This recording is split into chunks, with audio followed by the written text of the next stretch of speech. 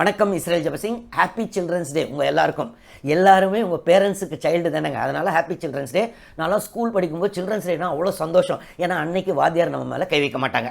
சரி, இந்த சில்ட்ரன்ஸ் டேன்றது உலகத்தில் எங்கே ஆரம்பிச்சதுன்னா டர்க்கியில் யாங்க 1920 சரி, இந்தியா சுதந்திரம் பெற்ற பிறகு உடனே சில்ட்ரன்ஸ் டே ஆரம்பிச்சதா? இல்லை.